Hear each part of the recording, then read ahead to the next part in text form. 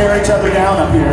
You guys noticed that? So if you recall in the past, that was the hottest pepper we had. No longer. So, we've got some peppers that are so hot that they're not even named yet. They're brand new.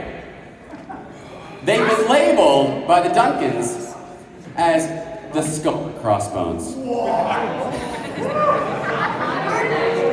They're so hot, we don't even have a number. On the scale. On the scale here.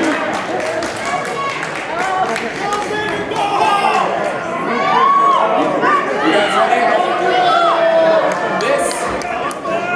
This could be the tiebreaker.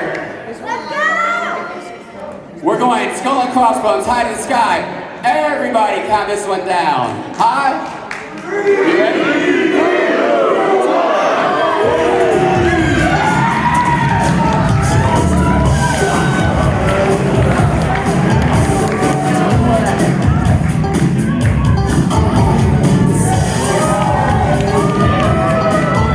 Thank you.